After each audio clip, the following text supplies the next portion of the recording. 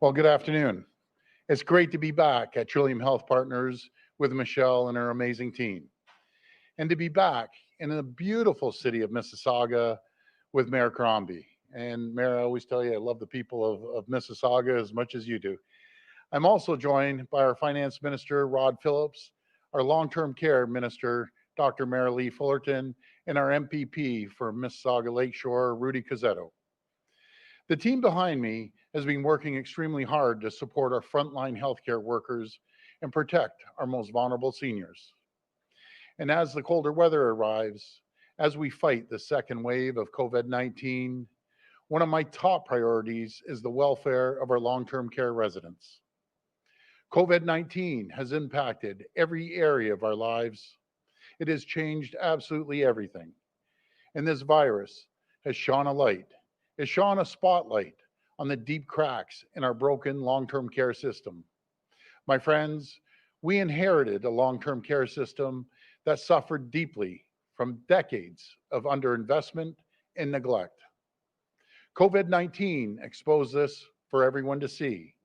And as Premier, as difficult as it was, I wanted everyone to see it because it's only by bringing these issues to light that we can fix them. And I made a commitment to our long term care residents, their families, and their caregivers. I promised we would fix the broken system. I promised we would give our residents the care and dignity they deserve. We didn't create this mess, but I can tell you we're going to fix it. Working through the summer, we delivered a plan with over $500 million to prepare our long term care homes for future waves and surges of COVID 19. We provided funding to improve ventilation. We are finally mandating and installing air conditioning and better heating in older homes. We're building hundreds of new accelerated long term care beds in months, not years, with partners like Trillium Health. And I also promised justice for our long term care residents and their families. In July, I appointed a long term care COVID 19 commission to investigate what happened, to get to the bottom of it, and help us fix this broken system. No stone will be left unturned in our efforts to improve long term care. In fact, the Commission has already delivered early recommendations to improve resident care. We're taking those very seriously, and that's why we're here today. We are wasting no time and starting to act on one of those key recommendations immediately. In the upcoming 2020 Ontario budget, we will be increasing average daily direct care in our homes to 4 hours a day compared to the 2.75 hours. Now, to put that into perspective, folks, that's over 31% increased care for our loved ones. We're making sure a resident takes their heart medication 3 times a day. A grandparent is getting assistance they need with bathing, a change of clothes, and meals, or helping mom or dad talk to the grandkids on the phone or on their iPad. To our residents and to their families and caregivers, 4 hours a day will make a world of difference. Across the sector, that means tens of thousands of additional hours of care for our residents. This is the gold standard in the long term care sector, and we won't settle for anything less. This is a monumental step forward. It will mean hiring thousands and thousands of new support staff. And this historic investment will make Ontario the first jurisdiction in Canada to commit to 4 hours of care, something the sector has been striving towards for many, many years.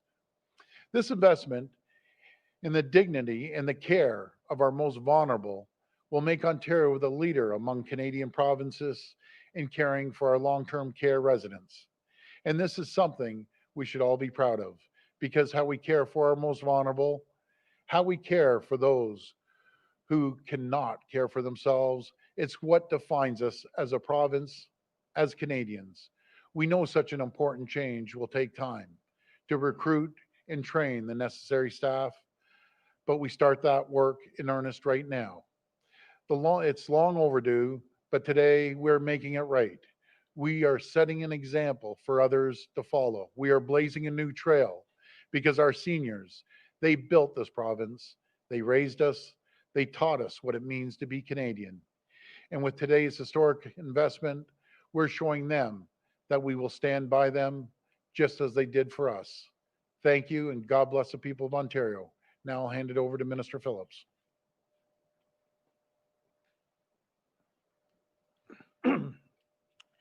Thank you, Premier. On Thursday, I will release the 2020 Ontario budget, the next phase of Ontario's action plan. Back in March, as the global pandemic began and the state of emergency was declared, it was clear that there was too much uncertainty to present a full, multi-year budget as we'd intended. So instead, we put forward a one-year economic and fiscal update, Ontario's action plan, responding to COVID-19. It ultimately made $30 billion available in response to the global pandemic. This made us the first government in Canada to take this important step, because as any family or business owner understands, it is important to have a plan, especially in a time of high uncertainty. As we all know, COVID-19 has created an unprecedented level of risk to the global economy. So having a well thought out plan is more important than ever. The next phase of Ontario's action plan will make available every necessary resource to continue to protect people's health going forward. And it will expand the support our government has provided to those still facing financial hardships due to the pandemic, including families, workers, vulnerable people, seniors, and employers. It is a plan that will have three pillars. The first is protect, making good on Premier Ford's commitment to do whatever it takes to get through the pandemic. The plan we outlined on Thursday will build on our initial response to COVID-19, including the $7.7 billion in health response. That money is being spent to ramp up testing, build more hospital beds, protect loved ones in long-term care, and purchase critical PPE. There was never any question that the top priority of the 2020 Ontario budget would be protecting people's health. And there is no issue more pressing than long-term care. We can all agree that the loss of lives in long-term care homes here in Ontario and around the world is the greatest tragedy of COVID-19, which is why we are not waiting to act. Ontario is the first province in Canada to take the important step the Premier just announced, and Minister Fullerton will have more to say about that in a moment. Protecting people will be our top priority because it's the people's top priority. We are not doing it alone, though. Here at Trillium Health Partners and in other long-term care homes and hospitals around the province, our frontline heroes are leading the charge. To those heroes, we have a simple message. You have an army of 14.5 million people behind you. Our message to the people of Ontario is just as straightforward. As COVID-19 continues to threaten our health, we will be there to protect you. And now I'll hand it over to Minister Fullerton.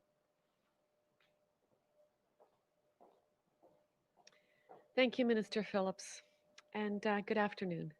As a family doctor and as the daughter of a parent who was in long-term care, I entered politics because of the challenges facing this sector, challenges that I knew all too well, both professionally and personally. And today, as your Minister of Long-Term Care, it is with great pride that I stand here with Premier Ford and Minister Phillips as we share with you the most important change to long-term care in the history of our province.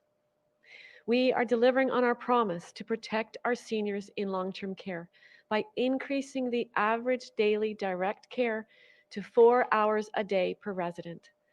Our commitment includes an average of 4 hours of daily direct hands-on care provided by nurses or personal support workers. This is a monumental commitment, and it will require significant changes in the long-term care sector. Our government is committed to working with all of our partners to educate, train, and recruit the tens of thousands of new personal support workers and nurses that will be required. And we will set hard targets as we achieve this standard. We will measure and regularly report on the progress against these targets, which will be outlined in the staffing strategy to be released in December. The increased level of care will help us dramatically enhance residents' quality of life, while at the same time reassuring family members about the care their loved one is receiving. This increase in direct care hours was one of the early recommendations made by the Independent Commission into Long-Term Care. And while the Commission completes its work, our government is not waiting to act. We have already taken major steps to support our seniors, and the Premier has said it repeatedly. I have said it repeatedly. Improving the quality of life and care for long-term care residents is at the center of everything we do. Thank you. And now I'm happy to introduce Michelle D'Emmanuel, President and CEO of Trillium Health Partners.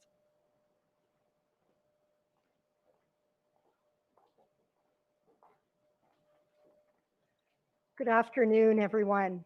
I am Michelle D'Emmanuel, President and CEO of Trillium Health Partners. I want to thank the Premier, Minister Phillips and Fullerton, and MPP Cuzzato for their announcement here today. I want to thank the Premier and his government for their leadership that they have shown in the face of COVID-19 and this pandemic. At Trillium Health Partners, we believe in the power of partnership to deliver the best outcomes and to provide the best possible care to our community. Ontario has proven these past months, that together we are stronger. We have seen it firsthand, the impact of COVID-19 and what it has on our seniors, particularly those in long-term care. During the first wave of COVID-19, Trillium Health Partners supported 19 long-term care homes within our community. I want to say it was an honor to do so. We need to invest in long-term care to ensure that some of the most vulnerable citizens in our community who have given so much of themselves throughout their lifetime have a safe place to call home, where they're treated with care, compassion, and respect. Trillium Health Partners is proud to play a role in improving access to high-quality long-term care in this community through the accelerated build pilot project that we announced recently, 2 new long-term care homes.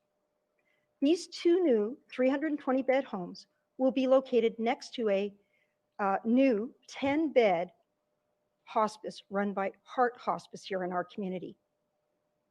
These homes will provide much-needed access to long-term care in Mississauga and relieve some of the pressure on local hospitals by offering patients in the community access to the healthcare services they need in the most appropriate place and within their community. Thank you again, Premier, ministers, and your government for your leadership and for making these important investments in the care of Mississauga seniors. It is now my honor to introduce our Mayor, Mayor Crombie.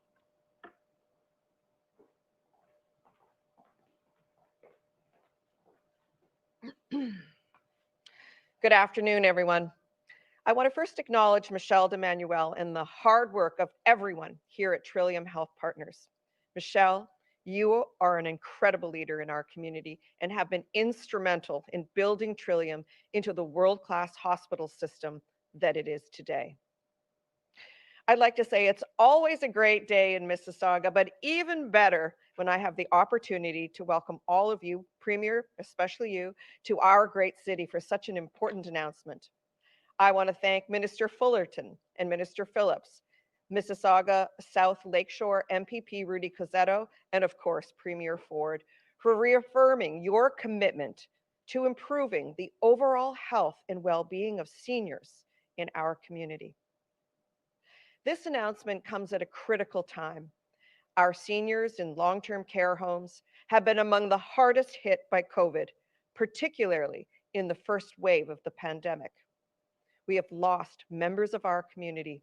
Family members have been left devastated, demanding better care for those seniors. This crisis truly exposed fractures in our long-term care system that need to be addressed. And today's announcement is an important step forward in addressing those issues. Increasing the daily hours spent on direct care to 4 hours per day will undoubtedly improve the quality of life for seniors in long-term care. It will help ease the minds of so many people with a loved one living in a long-term care home. knowing that their mother or father, brother or sister is getting the attention they need to age with dignity and grace. As you may know, Mississauga is the sixth largest city in Canada and one of the most culturally diverse cities in the world. We also happen to be home to a growing and aging population, with the numbers of seniors in our city set to triple by 2031. This will undoubtedly increase the demand on our long-term care homes. Today's commitment from the provincial government goes a long way in ensuring that our seniors who built this great city will get the quality care that they so rightly deserve. I would like to again thank all of you, in particular Minister Fullerton and Premier Ford, for aggressively tackling the issues facing our long-term care homes. And now I'd like to call on Mississauga Lakeshore MPP Rudy Cazzetto to say a few words.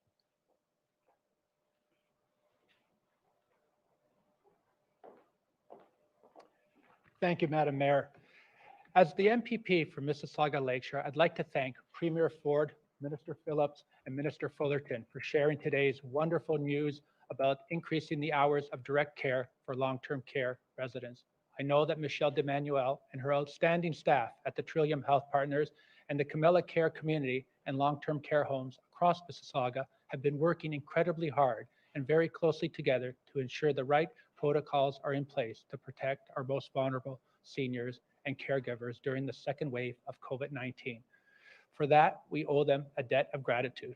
We also are working together to build new capacity, including 2 new long-term care homes at Sheridan Park here in Mississauga Lakeshore, with 640 new long-term care beds, modern HVAC systems, private rooms, all ready next year in 2021. Whether it's building new capacity or modernizing our current facilities, our government is doing everything in our power to improve the quality of care that all residents receive to provide our seniors with a comfortable and safe place to call home. Thank you to everyone for coming. I look forward to continuing working together with our great team to build a better long-term care system for Ontario. Thank you. Well, that's great, Christine. Before we start, I just want to give a shout out to all the people in Ottawa. Everyone's done an incredible job. We're looking at the numbers. You've dropped all the way down to 61 cases. Things are looking so much better there. And you know, I know a few people were a little upset 28 days ago or close to 28 days ago, and it was the right decision, I can assure you. And with your help, with the mayor's leadership, Mayor Watson, you did a great job. We're down to 61 cases. So I just want to give you a big shout out. You know what I find myself doing when, no matter if it was back when Windsor Essex had a few bumps in the road, or Ottawa, you know, every night I'm sitting there cheering the folks on. And as we're going to be cheering Peel and Toronto on, Mayor Crombie, I want to tell you, you're doing an incredible job, great leadership, along with Mayor Brown, which had a conversation this morning, Mayor Thompson and Peel, and everyone needs to be cheering Peel along. Everyone is trying, along with Toronto as well. Had a good conversation, a visit with Mayor Tory yesterday. Went to a testing site, so everyone's pitching in. I'm so grateful for everyone's support out there and right across the province. We'll go to the phone line for questions. Just a reminder, 1 question and 1 follow-up, please. Your first question comes from Ashley Legasic with News Talk 1010. Please go ahead. Hi, Ashley. Hi, Premier. Thank you for taking my question. Thank you. I'm sure you're aware that the TDSB has elected to give bonuses to principals and vice principals for coming into schools early during the pandemic. First, I just want your reaction on that. And second, what would you say to all the frontline workers in our province who make far less money than principals and vice principals and did go above and beyond their job description during the pandemic without extra pay? Well, first of all, I want to thank everyone. Everyone went above and beyond. I'll have to dig into it with the Minister of Education and get the full details.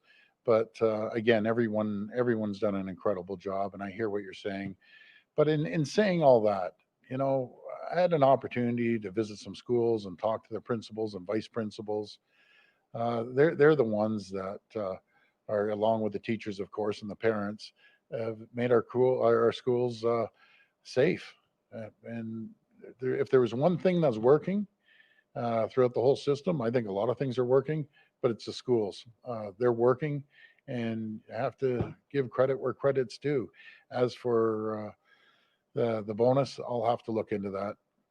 Follow up. Thank you.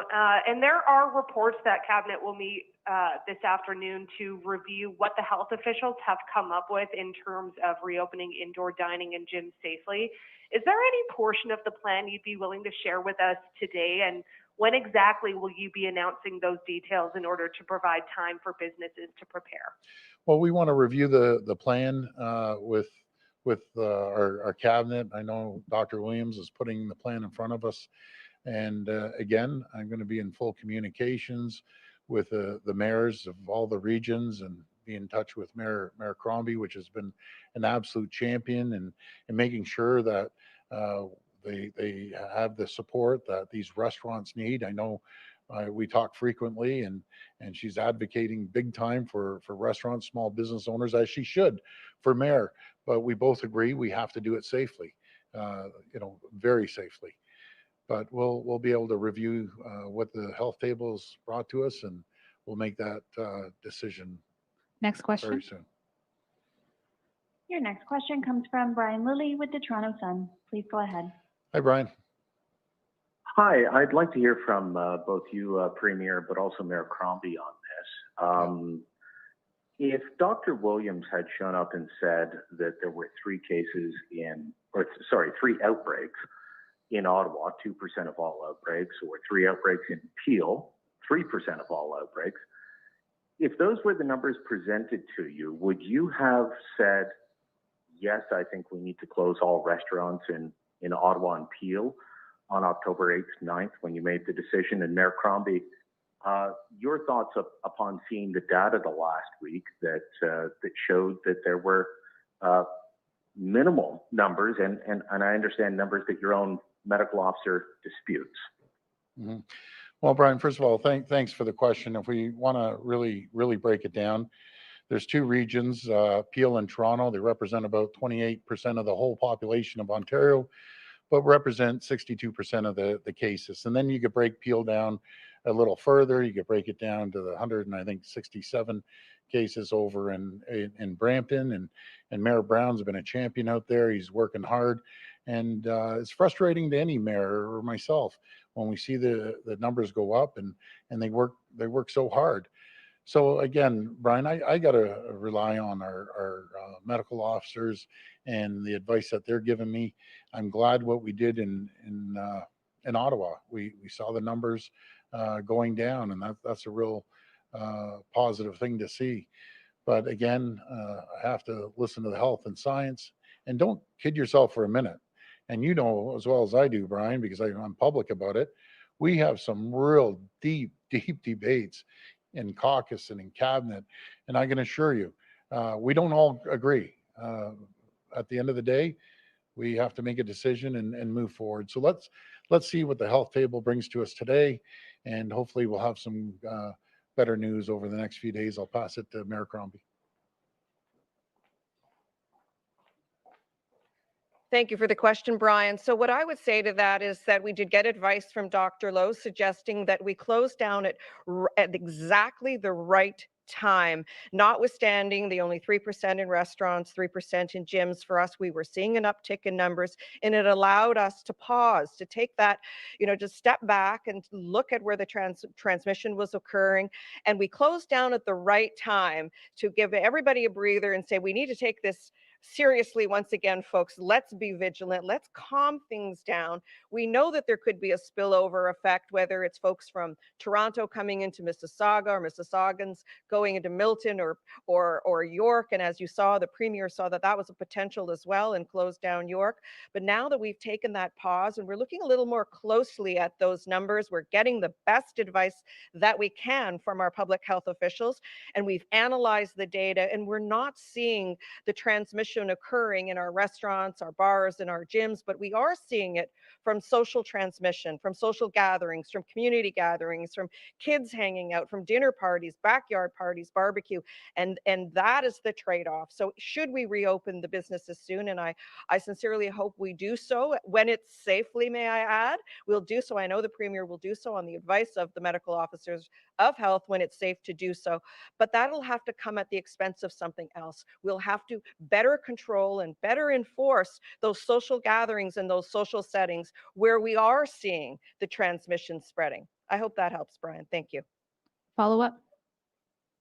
Yeah, Premier, you didn't come close to answering my question at all. I mean, you skated around it quite ably, and maybe you can join the Leafs in the next season. You were that good at skating, but you didn't come close to answering it. I asked you, would you have closed Ottawa and Peel at the recommendation of knowing that there were 3 outbreaks over 3 months in those respective regions? And, you know, I've spoken to your staff at the highest level who say that that was not the information presented to you on October 8th. So would you, if Dr. Williams had come to you and said, there are 3 outbreaks in Peel and 3 outbreaks in Ottawa, and quite frankly, 27 over the 7,500 restaurants across Toronto, a city of 3 million, would you have, with those numbers, recommended closing all restaurants? Well, I appreciate the compliment. I think I'm a little too overweight to join the Leafs, but maybe I'll try out this year. Brian, what I do is I take the advice off the chief medical officer. Am I happy what we did? I'm never happy. Was it necessary? It was necessary, especially in Ottawa. We saw the numbers spiking, and the result after we did it, the numbers have come down now. And so once I take the advice, and what I'm hearing from you, they weren't showing me the right figures at the beginning. Well, that's a pretty strong statement that you're accusing the doctors of doing. But again, I have to believe the doctors. When you go to the doctors, Brian, and they say, you know, XYZ, something's wrong, do you say no? I'm not going to listen to you. And then you have 4 other doctors tell you the same thing, that there's something wrong with you. You just ignore it. I don't ignore it. I have to listen to them. Brian, why don't we look at what's happening in France right now? France, there's a complete lockdown. People can't be leaving their house. There's curfews. You see it in UK, you see it in Spain, you see it in Ireland. And it's amazing how the whole world, including certain areas of Canada and the US, are saying you got to close the restaurants, you got to close the gyms. Maybe they're all wrong, and maybe you're the only person that's right, or some few other people that are right. I'm not too sure, but I'll always take the advice of the docs, and I'd rather err on the side of caution if any errors happen than just go hog wild and just let everything open up. As we see what's happening across our country with Manitoba, if you do it per capita, it's thousands of cases happening every day, similar out to Alberta. We see the issues in Quebec. We see what's happening in the Wisconsin and Michigan and Illinois. It's right now down there, it's an absolute disaster. So we've been doing pretty good, all considering around the world. Matter of fact, we've been doing really good, thanks to the advice in the docs, thanks to all the support that we've seen in jurisdictions from Mayor Bonnie Crombie or other mayors. You know, it's a very difficult position I'm in, Brian, and I have to balance it. I'm doing the best I can with the advice I'm getting. Next question. Your next question comes from Graham Richardson with CTV Ottawa. Please go ahead. Hi, Graham. How you doing? Hi, Premier. What do you think? Why do you think Ottawa responded the way it did? Because you're not seeing the same numbers and the same downslope in places like Toronto and Peel yet. Is it timing that will come, or what do you think it is? I think they really listened. They hunkered down. The mayor showed great leadership as the mayor here. Mayor Crombie shown great leadership. You couldn't ask for a better leader than Mayor Crombie in Mississauga. I'm sure, you know, as we talk, she's up all night thinking how she can, you know, help Mississauga. I'm in the same boat, and so are the mayors. Are they feeling a little bump in the road? in Peel, yes, then you got to look at Peel in itself. Again, you have Brampton, and this is, Brampton's a great place. The mayor, Brown, is a champion. We were out there last week. The guy, he's probably up all night as well. But they represent 4% of the overall population, and 28% of the cases per se. So I don't know. He's trying his hardest to. We all just have to stick together and work together, and we have been. I can tell you, I've never seen more cooperation between 444 municipalities, the province, and the federal government. We're all communicating constantly. I mean, constantly. I just got off the phone with the deputy prime minister literally before I walked through the door. Anything that we need, anything you need help with. Same with the mayors. I'm in constant communication with them. So we're all pitching in, but the people that they're helping us most are the people out there, the 14.5 million people, businesses and residents of Ontario. Follow up? Yeah, follow up on another subject. There's some suggestion that your numbers have gone up in terms of your approval rating for the way you've handled the pandemic situation. I don't understand, though, why you don't just cut this McVetti thing off. Like, you could do it with the stroke of a pen. And people who maybe didn't vote for you before were looking at this pandemic response saying, hey, maybe he's someone I could look at. And then this McVetti thing comes up, and it doesn't seem to make sense. Why don't you just shut it down? Well, they're going to go through the process. I believe everyone should have an opportunity to go through the process. And they're going through the process. And let's find out what happens when PCAB makes a decision. We'll make a decision from there. Next question. Your next question comes from Mike Crawley with CBC News. Please go ahead. Mike. Hi, Premier. How you doing? Wondering what's going on with flu shots, because your government keeps talking about how there isn't a problem, and yet you've got a major pharmacy chain, Rexall, canceling people's flu shot appointments because they say there is a province-wide shortage of vaccines. How can you stand there and tell people that you've got this under control when that's what a major pharmacy chain is doing? Well, Mike, good question. Let me just break down the numbers. We ordered 5.1 million. That's 700,000 more than last year. On top of that, we ordered another 300,000, so 1 million more doses. Right now, pharmacies have given over 1 million flu shots, and in total, 4.8 million have been distributed. So there's still a long ways to go. We have 33% of the population, 1/3 of the population has received it. Let me flip this around. Isn't this great news that we've seen an increase of flu shots of 500%? People are listening, and we're doing everything we can. As for Rexall, my friends in Rexall, you knew the allocations that you had, so don't overbook people. It's very simple as that. You knew exactly how many flu shots you had, similar to Shoppers. So don't overbook. If you know you have X amount of flu shots, book X amount of flu shots.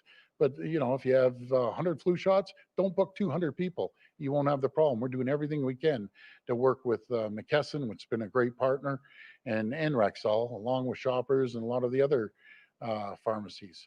But we've ordered 1 million in total more than last year.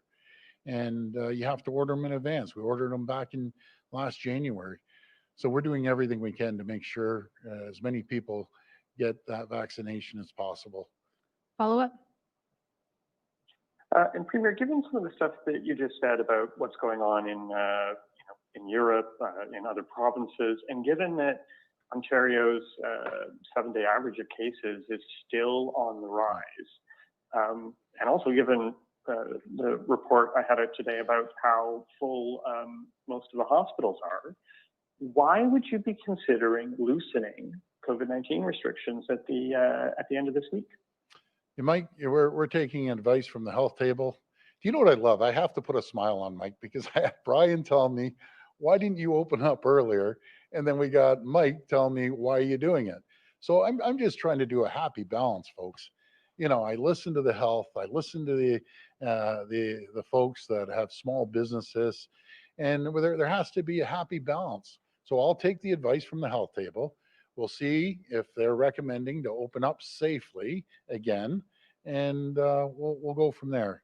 But we have to create a happy balance. If you go one way, it's not too good. If you go the other, it's not good. So we're doing pretty good as a province. That's what I can tell you compared to the rest of the country and the rest of the world. So we must be doing something right here. Last question. Your final question comes from Emma Palin with HuffPost Canada. Please go ahead. Anna, how you doing? Hi, my question is for Minister Fullerton. Yep. Minister, before getting into politics, you were a vocal advocate for Canada to adopt a hybrid public-private healthcare system. Does this impact your vision for long-term care? Do you find that private players are stifled by government involvement? I think this is about making sure that people get the care they need when they need it. And that's definitely what we're doing in long-term care, really putting the resident at the center and making sure that we bring the resources to them and their families so that they can get the support that they need. This is about the resident at the center and making sure they can get the care they need when they need it. Follow up. Okay, and at the time when you were an advocate, you made some pretty serious claims about Canada's healthcare system. You warned that politicians may start encouraging euthanasia rather than provide healthcare. Why did you say that, and do you still believe that that's a threat to Canadians? Well, you're talking about some discussion back years ago with medically assisted death in terms of our obligations to Canadians and Ontarians. And so that discussion has been had. I think the court has ruled on that. And so we need to focus on what we have to do for long-term care, how we repair and rebuild and advance long-term care, make sure that people get the care they need when they need it. And our government is committed to doing that and repairing a very broken system in long-term care. And we're taking every measure possible going forward, not just through COVID-19, but also stabilizing this sector after many, many years of neglect by previous governments. So there's a tremendous amount of work that has to be done, and we're doing it. Thank you. Thank you, everyone. Great. Thanks, everyone.